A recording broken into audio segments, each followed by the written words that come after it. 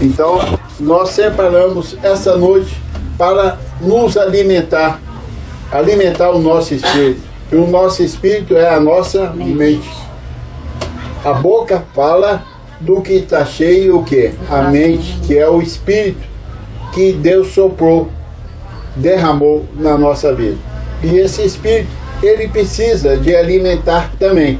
Você alimentou o teu corpo, comeu ovos, feijão, carne, verdura, alimentou a sua alma, ouvindo pessoas, sentimentos, e agora você tem que separar um tempo para alimentar o seu espírito, porque o seu espírito que é filho de Deus. Deus é espírito e pai dos espíritos.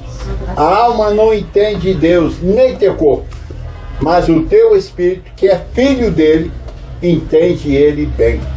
E quando nós alimentamos o nosso espírito, nós andamos mais firmes, determinados, não oscilamos na vida, nada rouba de ti a paz, nada rouba de ti a alegria, a justiça de Deus. Por quê? Porque você alimentou o teu espírito, ele domina o seu corpo e a sua alma, porque ele que é filho de Deus.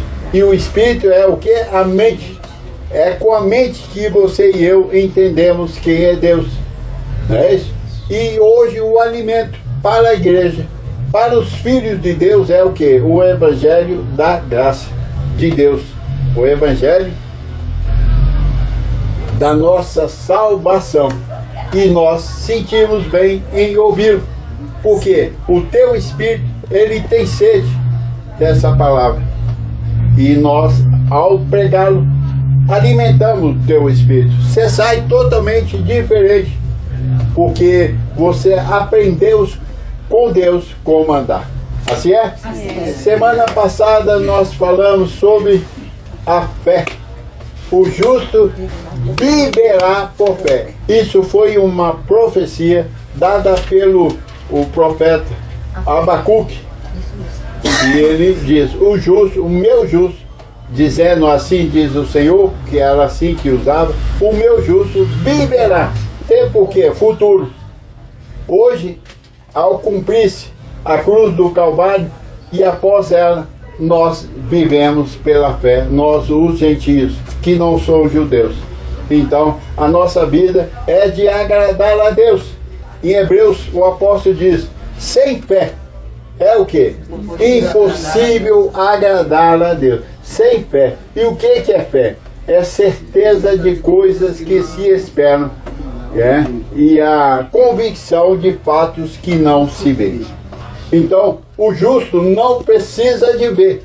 Ele só precisa de quê? Crer. E aquele que crê vai ver o quê? A glória de Deus. O que crê, não é o que faz. Não é o que faz muita obra, não. É aquele que ouve e crê. Jesus diz, as minhas palavras, elas são espírito e vida. Se você alimenta dessa palavra da graça, que são as 14 epístolas de Paulo, de Romanos a Hebreus, ela te fortalece, ela te alimenta, e você vive como um filho de Deus crendo.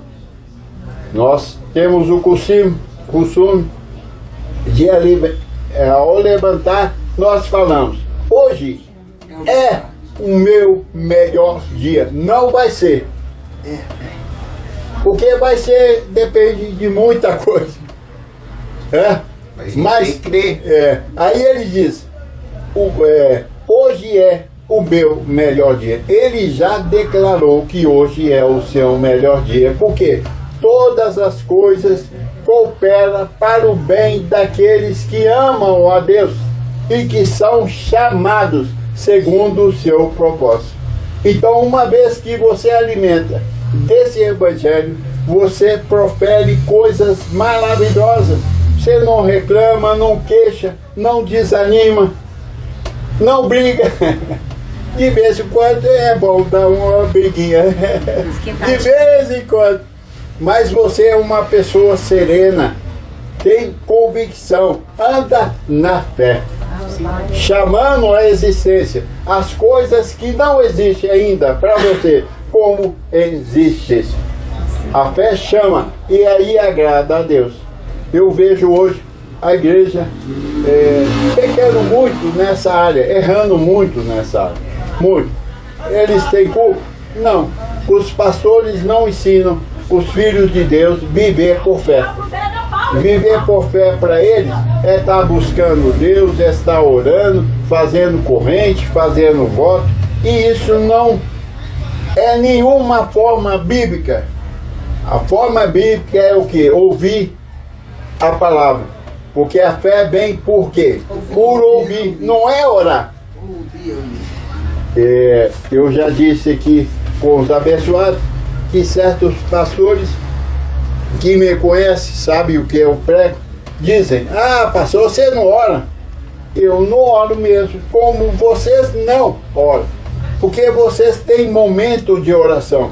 E o meu apóstolo me ensinou, Paulo, que eu devo orar sem cessar, desde a hora que eu levanto até a hora que eu durmo. Então eu não separo tempo nenhum de Deus, porque eu oro 24 horas se eu tiver aceso.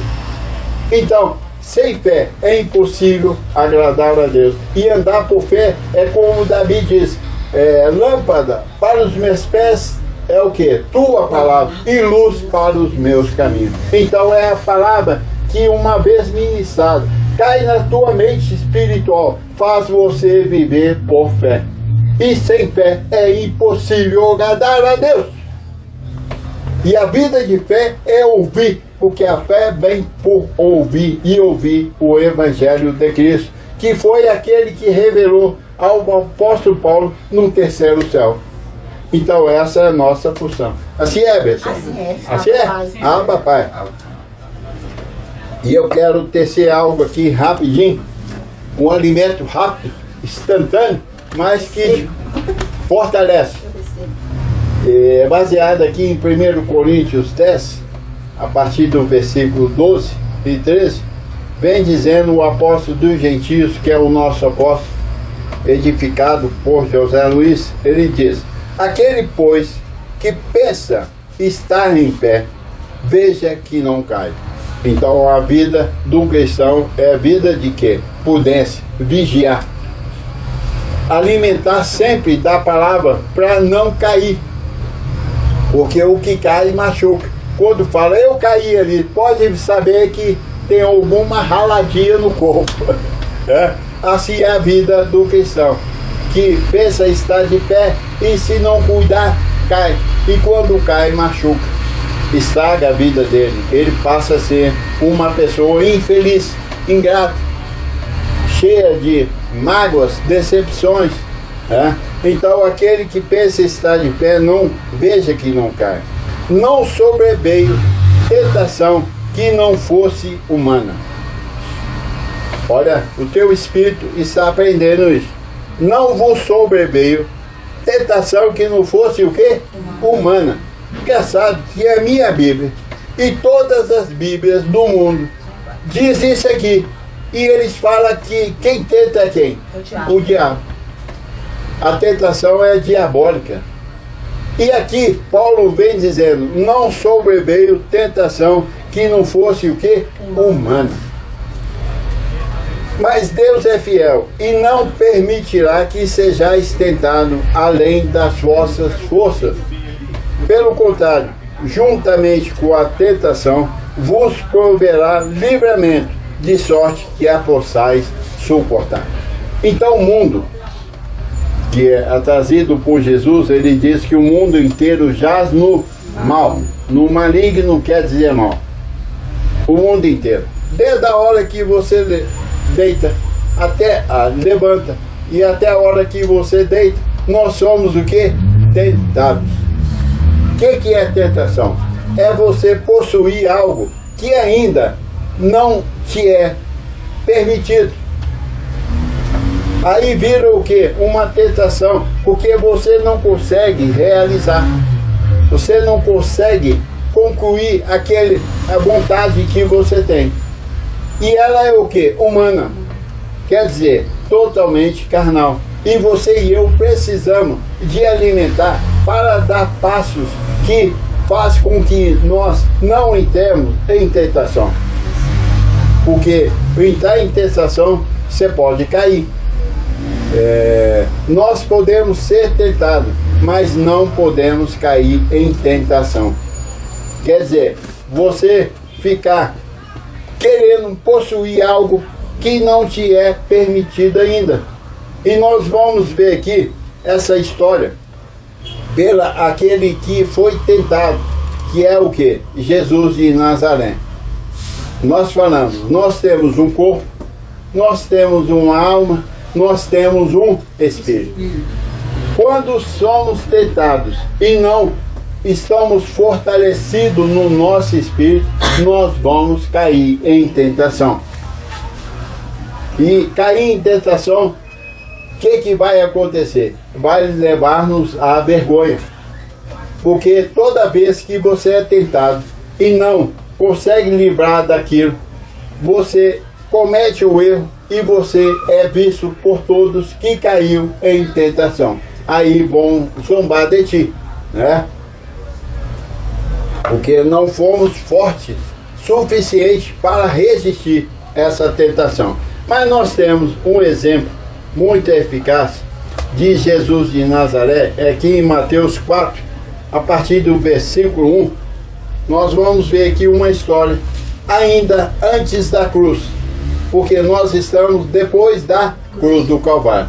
E antes da cruz nós temos o que? A lei. E depois da cruz nós temos a graça, onde apresenta todo homem perfeito. E antes da cruz o homem não era perfeito. Porque depois da cruz nós somos perfeitos? Porque através de uma única oferta, Ele, o Senhor, nos aperfeiçoou para sempre. Então nós vamos ver uma história aqui, onde nós temos que ter uma mente sábia para poder desfrutar do melhor disso. E a temos. Assim é? Assim é. Diga, eu tenho a mente sábia. Eu tenho a mente sábia. Ah, papai. Isso é, papai. Para entender esses episódios aqui. Mateus 4:1 diz: a seguir foi Jesus levado pelo Espírito Santo ao deserto para ser tentado pelo diabo. Olha, o diabo existe hoje? Não. Não. Por quê? Porque lá em Hebreus 2:14 vem o apóstolo Paulo nos ensinando isso, que nós temos participação comum de carne e sangue. E ele também, Jesus, teve, para que através da sua morte na cruz do Calvário destruísse aquele que tinha o poder da morte, a saber, o diabo. Então, na graça, o diabo foi destruído. Ele não tem poder mais, porque assim está escrito. E nós vemos o contrário, que hoje as pessoas, principalmente as igrejas, não fica sem esse autor da morte, que é o diabo. E tudo gira em torno dele, principalmente as igrejas pentecostais. Ela, pelos ensinamentos dos pastores missionários, eles exaltam muito o poder do diabo destruidor na vida de um crente. E a palavra diz que o nosso Jesus de Nazaré, ao crucificar, ele destruiu, a saber, aquele que tinha o poder da morte e o diabo. Quem é uma pessoa destruída? É uma pessoa o quê? Morta. E ele foi destruído. Então ele foi morto. Não tem valor mais. Assim, para nós que estamos depois da cruz, o diabo não tem valor mais nenhum. Essa tentação, ela é pura e simplesmente humana. Ela é humana, não é diabólica. Porque senão estaria escrito que a tentação é diabólica. Mas antes da cruz, era. E nós vimos aqui, ó. A seguir foi Jesus levado pelo Espírito Santo para ser tentado pelo diabo. Então, o tentador tem o que? Força para discutir contigo e comigo, para me levar a cair em tentação. E aqui nós temos o episódio que Satanás, o diabo, ele foi tentar Jesus aonde? No deserto. depois de 40 dias de jejum, enfraquecido na carne, chegou o autor que tinha governo na terra e tinha o poder de matar, que ele era dado por Deus o poder de destruir. Ele tinha o poder da morte. Aqui está bem claro. E depois de jejuar 40 dias e 40 noites, teve fome. Então a tentação, ela gera algumas questões em nós. De quê? Fraqueza. Você é tentado. E muitos já caíram em tentação porque foram fracos.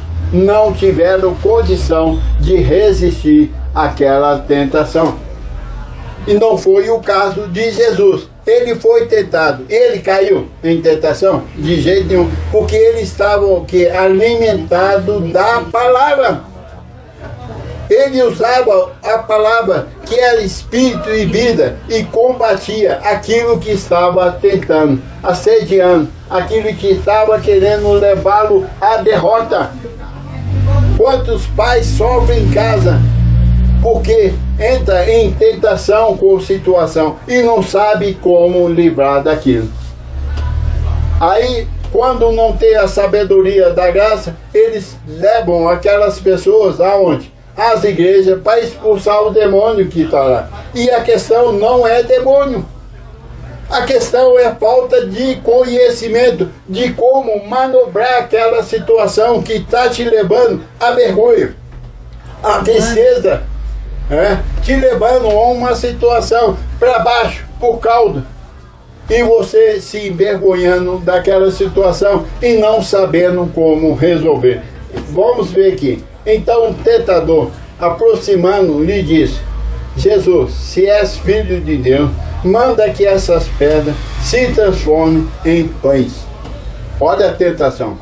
Jesus podia fazer daquelas pedras virar pães?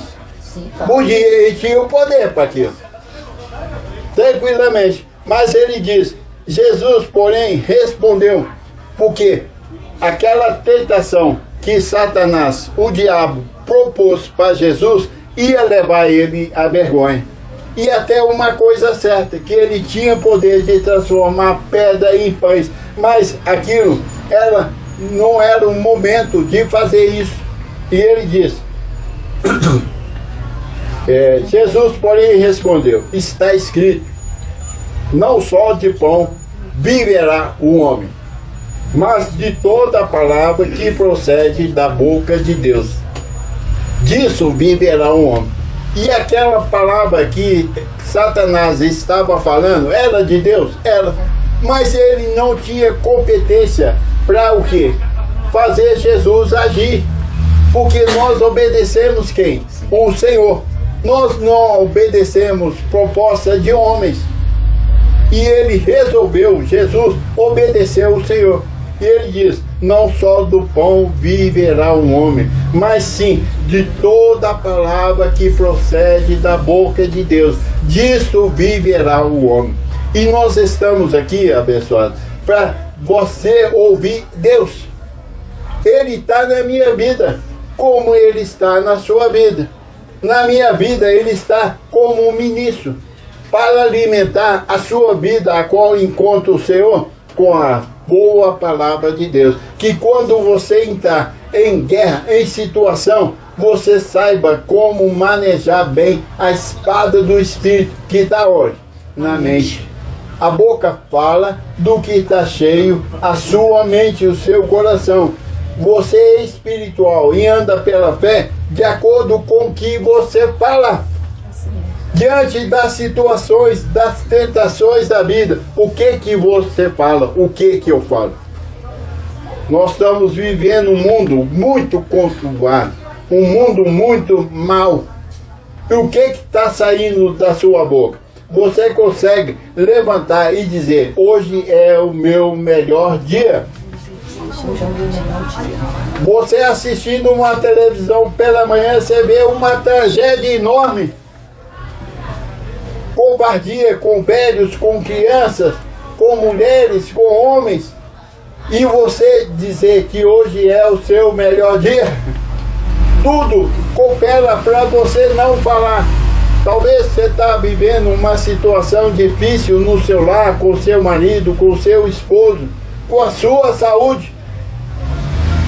Você tem que acordar e dizer: hoje é o meu melhor dia. Você vai resistir o mal que está te assediando. Mas o que? Com uma boa palavra.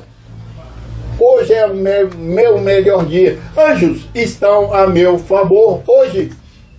Olha, se você consegue declarar isso, o final do dia vai ser diferente. E as pessoas vão ver que há um entre milhares que conseguiu resistir o mal com alegria.